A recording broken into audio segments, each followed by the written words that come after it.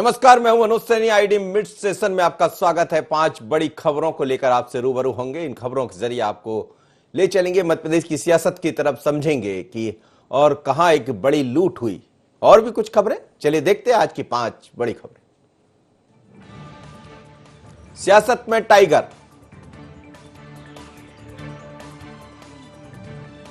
श्री गणेश से पहले फिरा पानी, रिसाव से हड़कंप, इलाके में दहशत, कब हटेगा अंधविश्वास का अंधेरा, दिन दहाड़े बड़ी लूट। ज्योतिरादित्य सिंधिया ने मध्य प्रदेश के पूर्व सीएम कमलनाथ और दिग्विजय सिंह पर निशाना क्या साधा, कई तरह के सवाल खड़े होने लगे हैं। लेकिन उन्होंने जिस तरह की जो बात कही है टाइगर स्टेट को लेकर, आप जानते हैं कि मध्य प्रदेश टाइगर का स्टेट है, लेकिन इस समय ऐसा लगता है कि सियासत में भी टाइगर ही टाइगर नजर आ रहे हैं। सीएम कमलनाथ और दिग्विजय सिंह पर निशाना साधने के बाद कोरोना के दौर में उन्होंने क्या किया है ये तो वो बताएं, लेकिन सिंधिया ने कहा कि सरकार जाने से कांग्रेस छटपटा रही है। वहीं कांग्रेस द्वारा काला दिवस मनाए जाने पर पलटवार करते हुए कहा है काला दिवस तब मनाना था जब देश में आपातकाल लगा था। सिंधिया ने कहा बीजेपी की सरकार राजा और महाराजाओं की सरकार नहीं है, बल्कि प्रदेश का विकास करने वाली सरकार है। इस सरकार में सिर्फ विकास पर बातें होंगी। उन्होंने महज 3 महीने में ही सीएम शिवराज चौहान के मध्य प्रदेश का विकास किया है, उसका खुलासा भी किया। वहीं अंत में ज्योतिरादित्य सिंधिया ने कहा कि टाइगर अभी जिंदा है, लेकिन ये पहली बार नहीं कहा। आज जब बशौल रैली में बोले उससे पहले कल भी उन्होंने यही कहा था। लेकिन टाइगर जिंदा के जवाब में पूर्व मुख्यमंत्री दिग्विजय सिंह भी मैदान में उतर आए। उन्होंने कहा कि शेर का चरित्र आप जानते हैं, एक जंगल में एक ही शेर रहता है। सियासत में टाइगर, सिंधिया ने कमलनाथ पर साधा निशाना और देखते हैं किसने क्या कहा। लेकिन ऐसा लगता है कि मध्य प्रदेश में टाइगर ही टाइगर नजर आ रहे हैं। क्या कहा सिंधिया ने, जरा सुनिएगा। कांग्रेस तो छटपटा रही है, आप लोगों ने नहीं देखा है? काला दिन भी मना रही है, काला दिवस छटपटा रही है। काला दिवस तो उनको मनाना चाहिए जिस दिन इस देश में इमरजेंसी लागू की गई थी। यही तो कठिनाई है। कांग्रेस जनता से भटक गई है और अपने तक सिमट गई है। विष की बात करते हैं ना कमलनाथ जी, क्या विष का कैंपेन 90 दिन से चल रहा है? जो मध्य प्रदेश की जनता 7.5 करोड़ जनता महामारी का सामना कर रही है, कांग्रेस को महामारी की चिंता नहीं है, कांग्रेस को सेवा की चिंता नहीं है, कमलनाथ जी को सेवा की चिंता नहीं है, दिग्विजय सिंह जी को सेवा की चिंता नहीं है। उनको तो इस बात की चिंता है और मिर्ची है कि कुर्सी चली गई। शिवराज सिंह जी सेवा में लगे थे, मैं उपस्थित नहीं, लेकिन सिंधिया फाउंडेशन के द्वारा एक एक व्यक्ति को खाने का पैकेट दिया गया, देखभाल किया गया। स्वयं मैंने 30 लाख का चेक मुख्यमंत्री को दिया है।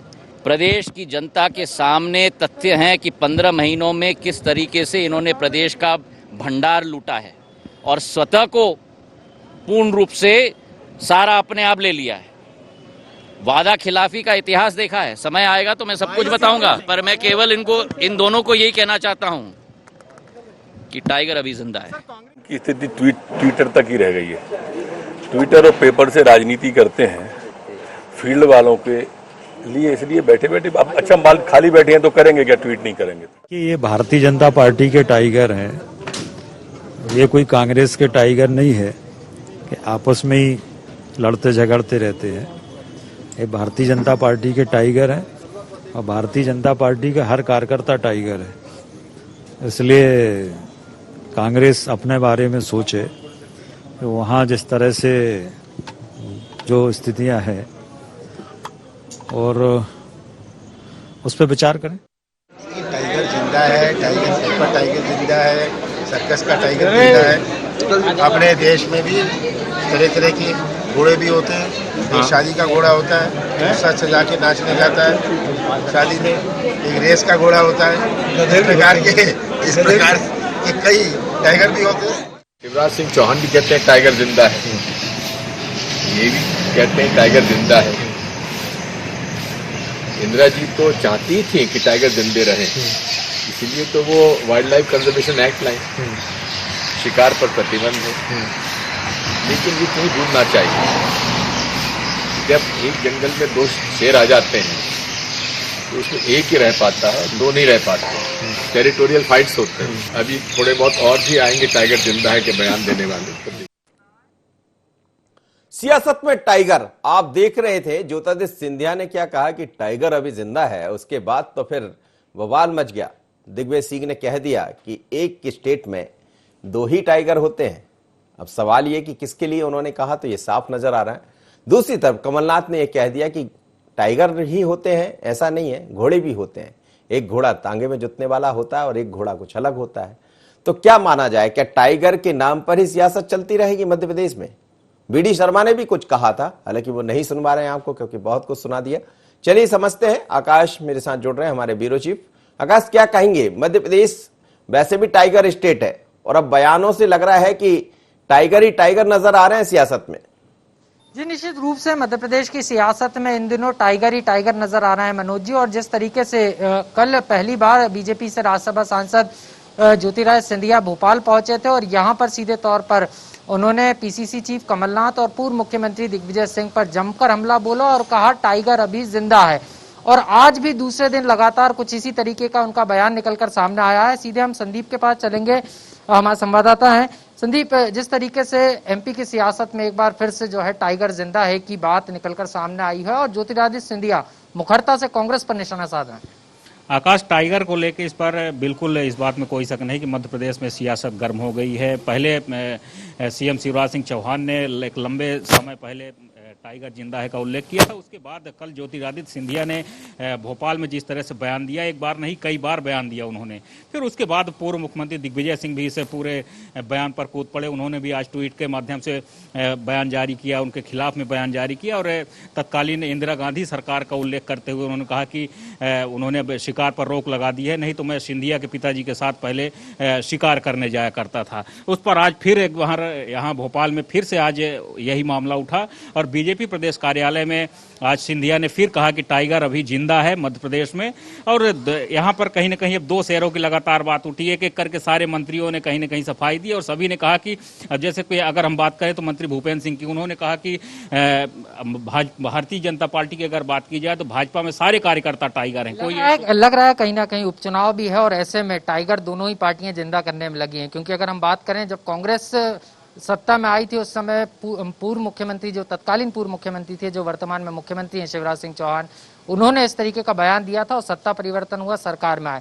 तो उपचुनाव को लेकर ये लग रहा है कि टाइगर जिंदा हुआ है दोबारा से। बिल्कुल, उपचुनाव के लिए ही टाइगर को जिंदा किया जा रहा है। जो पुरानी यादें थी उनको एक बार फिर से नए सिरे से ताजा किया जा रहा है और कहीं ना कहीं अब उपचुनाव में ये बताने की कोशिश की जा रही है कि टाइगर जिंदा है और हम आपके बीच पहुंचने के लिए तैयार हैं, हम आपके बीच आएंगे और वोट मांगेंगे पूरे जोश के साथ, जोशो खराशों के साथ। आज यहाँ पर फिर से जिस तरह से देखने को मिला माहौल में भारतीय जनता पार्टी में, तो वो कहीं ना कहीं ये सारी चीजें दर्शाती है कि जनता को कहीं ना कहीं यहाँ एक बार फिर से भाजपा से जोड़ने की कोशिश की गई है, युवा चेहरे से जोड़ने की कोशिश की गई है। क्योंकि जो ग्वालियर और चंबल की 16 सीटें हैं इस क्षेत्र में दमखम रखते हैं ज्योतिरादित्य सिंधिया, लेकिन तो वही यहाँ पर देखने को मिला है कि ये टाइगर का टैग कहीं ना कहीं यहाँ पर ज्योतिरादित्य सिंधिया ने अपने माथे पर लेने की कोशिश की है और टाइगर जिंदा है यहाँ से उन्होंने अपने क्षेत्र की जनता को बताने की कोशिश की है। जी मनोज जी। बिल्कुल आकाश, तो ये तो साफ हो चला है कि टाइगर की फाइट शुरू हो गई है, उपचुनाव में दिखाई भी देगी। अब कौन सा टाइगर किसके टेरिटोरियल में घुसता है देखना पड़ेगा।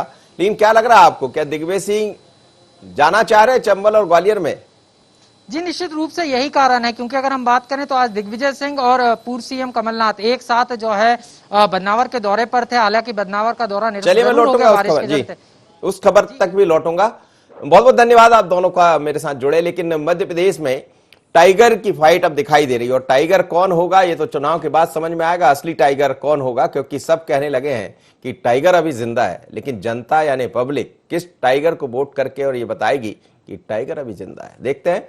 बारिश के चलते पूर्व सीएम कमलनाथ का बदनावर दौरा रद्द हो गया। गौरतलब है कि मध्य प्रदेश की 24 सीटों पर उपचुनाव होना है और इसको लेकर के कांग्रेस ने अपनी तैयारी शुरू कर दी है।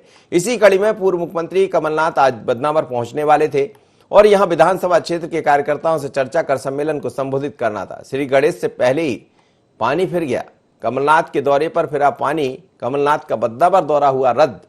ये देखिए आप, सैलाना पहुंचे वो रतलाम के, वहां एक मूर्ति का उन्होंने अनावरण किया और उसके बाद उनको जाना था बदनावर, लेकिन बदनावर में बादल बरस गए और इतने बरसे कि चुनाव की पहली सभा से पहले ही पानी फेर दिया। और दुष्यंत मेरे साथ जुड़ रहे हैं, समझते हैं। दुष्यंत, क्या कहेंगे? बदनावर पहुंचने से पहले ही सभा की शुरुआत होना था, श्री गणेश होना था, लेकिन वही ठीक ठाक नहीं हुआ। वैसे भी कांग्रेस को लेकर इस समय तमाम तरह के आरोप प्रत्यारोप भारतीय जनता पार्टी लगा रही है। बिल्कुल, देखिए तमाम सारे आरोप मनोज जी लगा रही है बीजेपी कांग्रेस पर, और जिस तरीके से कांग्रेस की कोशिश यही थी कि ज्यादा से ज्यादा अब कार्यकर्ताओं के बीच में पहुंचा जाए, कार्यकर्ताओं की समस्याएं तो देखी ही जाए, साथ ही साथ उनका निराकरण भी किया जाए, उनको काम भी दिया जाए, और आगामी दिनों में जो उपचुनाव होने हैं 24 उपचुनाव, उन उपचुनाव में इसका फायदा भी लिया जाए। लेकिन पहली कोशिश पर पानी फिर गया, क्योंकि आज 2 कार्यक्रम पूर्व मुख्यमंत्री कमलनाथ के रखे गए थे। पहला कार्यक्रम रतलाम के सैलाना में था, जहां पर प्रभुदयाल गहलोत हैं, उनकी मूर्ति का अनावरण होना था, तो वो कार्यक्रम तो सफल हो गया। लेकिन जब बदनावर की तरफ बढ़े, जहां पर उपचुनाव होना है, तो उस दौरान उनको जानकारी लगी कि भारी बारिश बदनावर के इलाके में हो रही है, तो उस कारण से कार्यक्रम निरस्त कर दिया गया। लेकिन इससे एक चीज और समझी जा सकती है कि जिस तरीके से लगातार कांग्रेस और पूर्व मुख्यमंत्री कमलनाथ के द्वारा साइलेंट मोड पे काम किया जा रहा है, उससे कोशिश कांग्रेस की यह है कि रणनीति का खुलासा ना हो, और रणनीति जो भी है उस हिसाब से काम किया जा सके, कार्यकर्ताओं की समस्या तो समझी जाए और समस्याओं के साथ साथ निराकरण भी किया जाए, ताकि कार्यकर्ता खुशी मन से काम कर सके और पार्टी को जिता कर ला सके। लेकिन एक चीज और देखने में आई थी कि पूर्व मुख्यमंत्री दिग्विजय सिंह और पूर्व मुख्यमंत्री कमलनाथ दोनों आज पहला ही दौरा किया और साथ में किया। इससे ये जरूर समझा जाए कि दोनों जो रणनीतिज्ञ हैं, दोनों जो अनुभवी हैं, उन दोनों अनुभवियों को एक साथ देखा जाए तो कांग्रेस कहीं ना कहीं एकजुट होती हुई नजर आ रही है। देखिए, दोनों तो एकजुट होंगे और दोनों के कारण ही तो सिंधिया वहां गए, जैसा सिंधिया कह रहे हैं लगातार। लेकिन अच्छा है कांग्रेस की एकजुटता दिखाई दे, क्योंकि मजा आता है जब चुनाव मैदान में 2 खिलाड़ी हो। किसी भी मैदान पर 2 खिलाड़ी होते हैं और उसके बीच यदि फाइट होती है तो फिर अच्छा भी लगता है देखने में, किसने किसको हराया, कौन जीता कौन हारा। लेकिन यहाँ तो बहुत सारे हैं, चाहे दिग्विजय सिंह जी की बात करें, कमलनाथ जी है, बीडी शर्मा जी है भारतीय जनता पार्टी की तरफ से, या फिर हम देखें तो शिवराज जी तो सबके हीरो है ही, और शिवराज और महाराज भी नजर आएंगे। अब देखते हैं, यहाँ तो पहली सभा की श्री गणेश में पानी फिर गया। आगे आगे क्या होता है, ईश्वर करे सब ठीक ठाक हो और कांग्रेस जो चाह रही है वो हो जाए। अगली खबर की तरफ हम बढ़ेंगे, और ये खबर अंधविश्वास से जुड़ी हुई खबर है। अशोकनगर जिला अस्पताल में अंधविश्वास का अजीब मामला सामने आया। दरअसल यहां जिस तरह की स्थितियां बनी, महिला को एक जहरीले सांप ने काट लिया, जिसने आनन फानन में जिला अस्पताल में भर्ती कराया गया, जिसकी इलाज के दौरान मौत हो गई।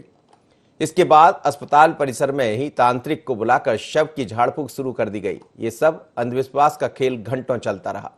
इसे देखने के लिए लोगों की भीड़ अस्पताल में एकत्रित हो गई। परिजनों को तांत्रिक की बातों पर भरोसा था, झाड़ फूंक से महिला के शरीर में फैला जहर दूर हो जाएगा और उसकी सांसें लौट आएगी। हालांकि परिजन की सभी कोशिशें बेकार हो गई। जरा देखते हैं, ये तस्वीरें हैं वहां के अस्पताल की। आप देखिए, झाड़ फूंक कर रहे हैं और ये शव भी वहां पर रखा हुआ है, और वो झाड़ फूंक करके उनकी सांसों को वापस लाना चाहते। अब इनको कौन बताए कि सांसें ऐसे वापस नहीं आती, लेकिन समझते क्या कहना है वहां जो मौजूद लोग थे उनका।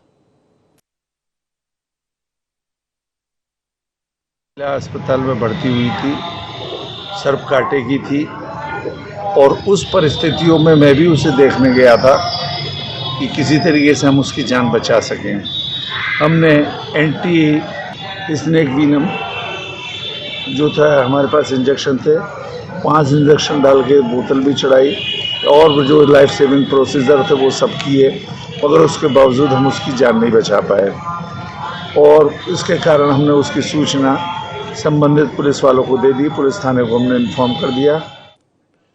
चलिए एक बार फिर आपको विजुअल दिखाते हैं, दर्शकों को दिखाते हैं कि आखिर कैसे झाड़ फूंक चल रही थी। फिर हमारे संवाददाता विकास के पास भी चलेंगे। लेकिन आप देखिएगा कि अस्पताल में ही झाड़ फूंक होने लगे। अस्पताल व्यक्ति पहुंचता है तो इसलिए कि उसका इलाज होगा, लेकिन किसी जहरीले, यानी लगता है कि सर्प ने काटा होगा जैसा कहा जा रहा है। और उसके बाद गांव में ऐसी कहावत है कि झाड़ फूंक से इस तरह का जहर बाहर आ जाता। लेकिन ऐसी गलती मत करिएगा, कभी कोई किसी को काट ले तो अस्पताल जाइएगा और वहीं इलाज कराइएगा, वरना ना तो इलाज हो पाएगा ना कुछ हो पाएगा। बात करते हैं, विकास जुड़ रहे हैं मेरे साथ। विकास, ये कितनी देर चला झाड़ फूंक का पूरा खेल, और क्या लोग ये आज भी नहीं समझ पा रहे हैं कि झाड़ फूंक से किसी तरह का जो जहर है वो बाहर नहीं आता? जी मनोज जी, मैं बता दूं, लगभग 3 से 3.5 घंटे तक झाड़ फूंक का खेल चला।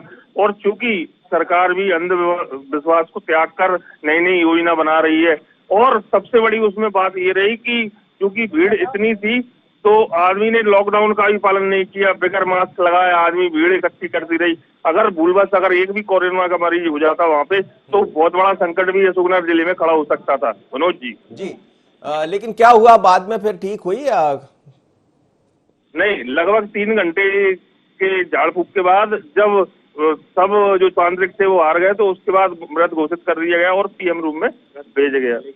चलिए, बहुत धन्यवाद आपका, आप मेरे साथ जुड़े विकास। और कह रहे हैं कि 3.5 घंटे की लगभग झाड़ फूंक चलती रही। यदि 3 घंटे पहले इलाज हो जाता तो शायद वो ठीक हो जाते।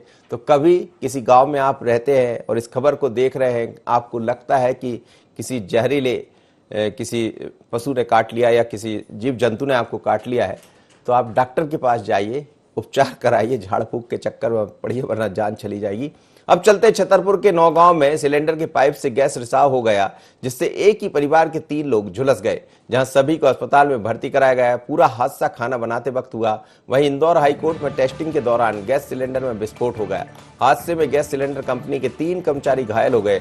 रिसाव से हड़कंप मचा, इलाके में दहशत फैल गई। 2 तरह की आपको विंडो में खबरें दिखा रहे हैं, एक इंदौर की है, एक नौगांव छतरपुर की है। यहाँ गैस सिलेंडर में रिसाव हुआ है, हड़कंप मच गया। कहा जा रहा है कि हाई कोर्ट में तो आग जैसी घटना भी वहां पे निर्मित हो गई थी। काफी देर तक वहां पे बवाल खड़ा हो गया, समझ नहीं आ रहा था लोगों को क्या करें। इसी तरह की स्थिति नौगांव के छतरपुर में बनी। चलिए, कपिल जुड़ रहे हैं हमारे साथ, नौगांव से कपिल से बात कर लेते हैं।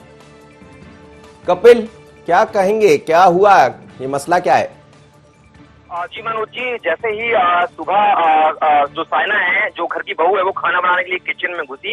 जैसे ही गैस चालू किया, लेकिन सटक से कहीं ना कहीं गैस से रिसाव हो रहा था, जो आग का कारण बना और आग मिनटों में पूरे किचन में और घर में फैल गई, जिससे चलते साइना को बचाने के लिए साइना के जो पति है शाहरुख और जो ननद है जीवा खातून, दोनों ने मशक्कत करके अपनी भाभी और बहू पत्नी को बचाने की कोशिश की, जिसमें जीवा खातून और पति शाहरुख भी झुलस गया आग में।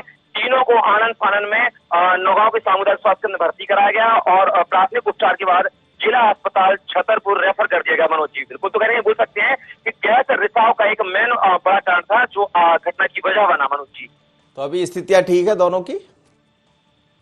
बिल्कुल, हाँ, दोनों की स्थिति अभी सामान्य है। जिला अस्पताल रेफर कर दिया गया, इलाज जारी है फिलहाल। मनोज जी, जो अपडेट अभी तक प्राप्त हुई है। चलिए कपिल, धन्यवाद आपका, आप मेरे साथ जुड़े। इंदौर से बात कर लेते हैं, भरत हमारे साथ जुड़ रहे हैं। भरत, क्या कहेंगे, ये बड़ा मामला है, हाईकोर्ट के भीतर ही ऐसा कहा जा रहा है कि वहां के प्रांगण में जो गैस रखी हुई थी उसमें रिसाव हो गया, फिर आग भी वहां पे लगने की बात कही गई। किस तरह की स्थितियां निर्मित हुई, आप खुद मौजूद थे, और अभी क्या स्थितियां हैं? बिल्कुल बता दें कि जो वहाँ का हाईकोर्ट का एक और हिस्सा है जो पिछला, वहाँ पर जो दमकल के फायर आर्म्स जो होते हैं उसमें गैस टेस्टिंग का काम चल रहा था, और उसी दौरान वो जो सिलेंडर था जिससे गैस भरी जा रही थी, वो सिलेंडर हाथ से स्लिप हो गया।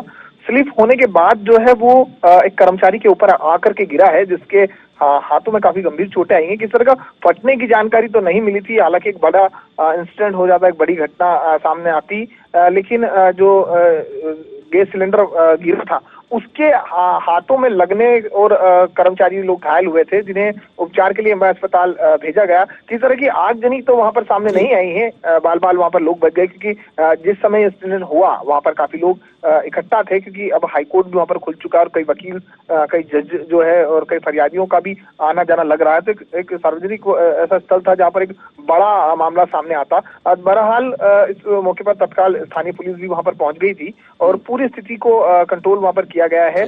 किस तरह का इस तरह का मामला सामने नहीं आया कि एक बड़ी घटना। निगाह बनाए रखिएगा, लेकिन अच्छी खबर है, हम आपको बता दें कि वहां गैस का रिसाव नहीं हो पाया और ना ही कोई आगजनी जैसी घटना हुई। एक बड़ा हादसा टला है, राहत की बात है, क्योंकि हाईकोर्ट में बहुत सारे लोग आते, यदि जाने अनजाने कुछ गड़बड़ हो जाती तो बड़ा मुश्किल पड़ जाती। खैर, ईश्वर की कृपा है कि सब कुछ ठीक है और सब ठीक रहे, यही हम कामना करते हैं। रायगढ़ में लूट की बड़ी वारदात सामने आई है और यहां लूट करने वाले जो आरोपी है वो दिन दहाड़े बदमाशों ने फायरिंग कर कैश वैन से 13 लाख रुपए लूट कर फरार हो गए। इधर गोली लगने से कैश वैन चालक की मौत हो गई, जबकि एक युवक गंभीर रूप से घायल हो गया। वहीं बदमाश पुलिस गिरफ्त से बाहर है, जिनकी पुलिस तलाश कर रही है। दिन दहाड़े हुई है बड़ी लूट, 13 लाख लूटे गए कैश वैन से, जैसी चर्चा है। बदमाशों ने फायरिंग कर एटीएम के बाहर की से ये लूट को वारदात को अंजाम दिया। ये तस्वीरें देखिएगा आप, गंभीर रूप से पहले घायल हुआ था व्यक्ति जिसको गोली लगी थी। और ये देखिए हड़कंप मच गया था। ये घटना जिस तरह से दिखाई दे रही है, यहाँ काफी हंगामा मचा है और जो सीसीटीवी है उसमें भी कुछ चेहरे नजर आ रहे हैं। देखा जाएगा, उसी के आधार पर पुलिस जांच करे। सत्यजीत मेरे साथ जुड़ रहे हैं, हमारे संवाददाता। सत्यजीत से समझते हैं। सत्यजीत, बड़ी लूट की वारदात है, 13 लाख रुपए लूट लिए गए। जी बिल्कुल मनोज, आपका कहना बिल्कुल जायज है। रायगढ़ की ये सबसे बड़ी लूट की वारदात है और साथ ही साथ सबसे बड़ी गोलीकांड भी है। आपको बताना चाहूंगा, एटीएम कैश वैन में तो करीब 13 लाख रुपए थे। तत्काल 2 अज्ञात बाइक सवार आए और उन्होंने ताबड़तोड़ 6 से 7 राउंड गोलियां चलाई हैं, जिसमें कि एटीएम कैश वैन की ड्राइवर की मौके पर ही मौत हो गई है एवं अन्य कैश वैन का गार्ड जो है बुरी तरीके से घायल हो गया है और तत्काल वहां बाइक सवारों ने 13 लाख रुपए लूटकर जंगल की तरफ फरार हो गए हैं। जी मनोज, अभी क्या स्थितियां हैं? पुलिस क्या अलग अलग टीमों को रवाना किया गया और क्या जो लोग जिन्होंने लूट को अंजाम दिया है सीसीटीवी के आधार पर कहीं कुछ शिनाख्त हो पाई है इनकी? जी मनोज, आपको बताना चाहूंगा, नगर पुलिस अधीक्षक, सीएसपी और अतिरिक्त पुलिस अधीक्षक एवं सभी थाना प्रभारी मौके पर पहुंच चुके हैं। आपको बताना चाहूंगा, अलग अलग टीमें इसके लिए रवाना कर दी गई हैं और सारे इलाके को सील कर दिया गया है। साथ ही साथ सीसीटीवी फुटेज को जब्त कर सीसीटीवी फुटेज की जांच की जा रही है, उसमें तैनात की जा रही है, आसपास के लोगों से पूछताछ किया जा रहा है। निश्चित तौर पर जैसे जब हमने इस विषय में अतिरिक्त पुलिस अधीक्षक से बात की तो उनका कहना साफ तौर पर है कि बहुत जल्द इस मामले का खुलासा कर लिया जाएगा, बहुत जल्द आरोपियों को गिरफ्तार कर लिया जाएगा। जी, पुलिस जब ऐसा कहती है सत्यजीत की बहुत जल्द गिरफ्तार कर लिया जाएगा, मतलब ये माना जाए कि पुलिस के हाथ इन बदमाशों तक पहुंच गए? ये अभी बताना चाहूंगा, पुलिस सीसीटीवी के आधार पर कार्य कर रही है और पुलिस का कहना ये है कि हमने सभी तरफ घेराबंदी कर दी गई है। घेराबंदी करने के कारण अभी वो गिरफ्तार अभी तक लुटेरे ज्यादा दूर तक नहीं गए होंगे। पुलिस ये अंदाजा लगा रही है कि बहुत जल्द उनको गिरफ्तार कर लिया जाएगा। बोल के चलिए, धन्यवाद आपका, आप मेरे साथ जुड़े। लेकिन जिस तरह की लूट को अंजाम दिया गया उससे समझ आ रहा है कि कोरोना का संकट है, बेरोजगारी का दौर है। ऐसे में इस तरह के जो लुटेरे हैं वो घटनाओं को अंजाम देंगे तो संभल कर रहना पड़ेगा और समझना पड़ेगा कि सीसीटीवी जहां लगे हैं उनका इस्तेमाल ज्यादा किया जाए, क्योंकि यदि सीसीटीवी में कोई कैद होता है तो पुलिस वहां तक पहुंच पाएगी। लेकिन ये बड़ी घटना है, 13 लाख रुपए लूटे गए कैश वैन से। बैंक की कैश वैन रही है और उससे पैसा लूटा गया है। बड़ी बार निश्चित रूप से कोई जो भी लोग रहे होंगे वो बदमाश इसी तरह के होंगे, क्योंकि पहले भी इस तरह की घटना को अंजाम दिया होगा जैसा सीसीटीवी में दिखाई दे रहा है। तो ये इसी तरह की खबरें हम मिड सेशन में लेकर आते हैं और अभी तो टाइगर स्टेट का जलवा है। इस समय मध्य प्रदेश की पहचान ही टाइगर स्टेट में होती है और चुनाव से पहले हर कोई अपने आप को टाइगर बता रहा है, लेकिन असली टाइगर कौन होगा ये तो चुनाव के बाद समझ आएगा। तो 5 बड़ी खबरों को लेकर आपसे मिलते हैं, बताते हैं कि क्या चल रहा है मध्य प्रदेश छत्तीसगढ़ में। मुझे दीजिए इजाजत, बने रहिए IND 24 पर।